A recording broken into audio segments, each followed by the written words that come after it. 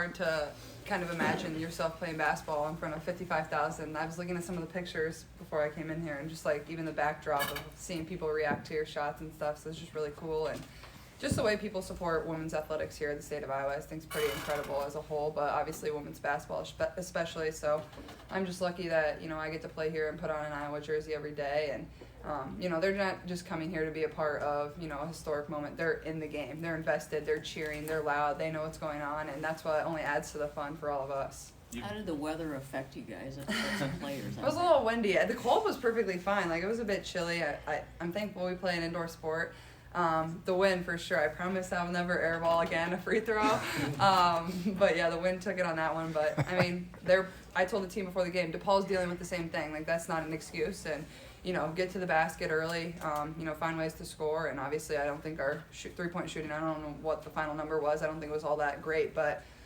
It was definitely windy. It was kind of a throwback to my younger days when I was out in the driveway or at a park with my brothers, and but it was fun. It was once in a lifetime event, and I'm glad we played pretty well. You've had a couple of months to imagine what it was going to be like. You guys come out to Back in Black. How close was that moment to what you had been thinking about? Yeah, I was honestly. It's hard to really wrap your head around everything that's happening. Obviously, you can imagine it, but it's never the same until you're actually in the experience, enjoying it and living it.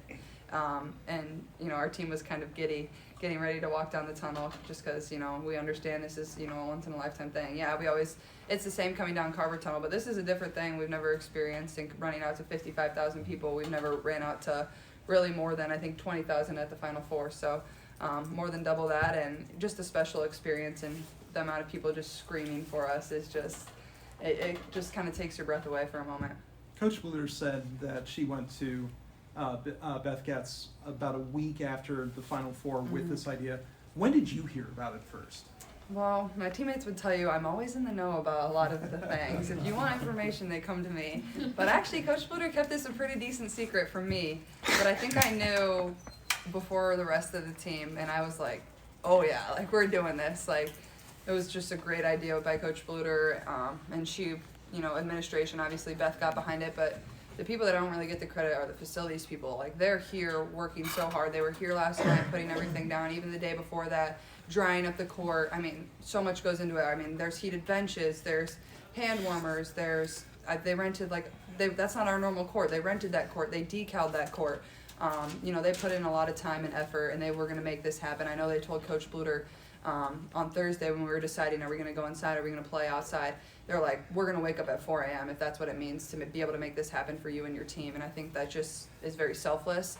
It speaks to the way they want to make history with us, and it doesn't happen without them. So I'm just really thankful. But honestly, I didn't really know. They kind of kept it from me, probably because they knew I would tell a few people. But no, it's special, and credit to Coach Bluter for getting everybody on board, but also the administration and everyone and the fans rallying around us and really making it what it is. It doesn't happen without 55,000 people coming and supporting us. With this behind you, what do you want for this season?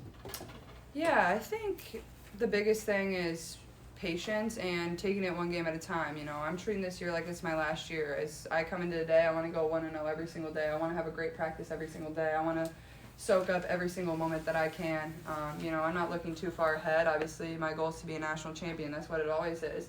But I understand the work that it takes to get there, and that it's a really long year. Every single year I've been here, there's been ups and downs, and that's the beauty of basketball. Is one day might not be your day, but you respond, you wake up the next day, and I think that's a testament of the teams Coach Bluter builds, is like really great teams that are playing really great basketball in March. And I think the biggest thing for myself is getting these younger girls to continue to come along. Obviously, it's not quite as sharp as we want it to be today, but I still think there's a lot of areas we can grow, but also we have a lot of really good players on this team that can do a lot of really great things. So I think that's what I'm most excited about, is leading them and helping them, to continue to believe in themselves, because we're going to need it. What do you think will stick with you most about today?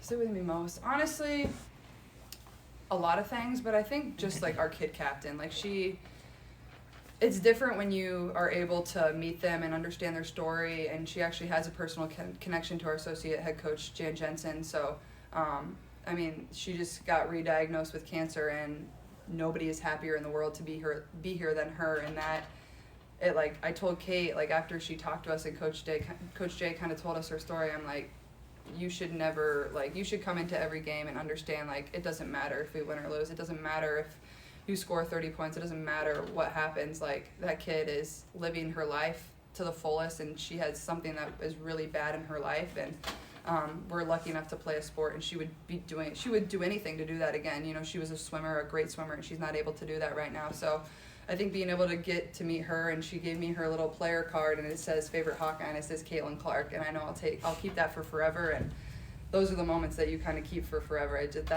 That matters way more than, you know, how I could have played today or how I'll play the rest of the season. How much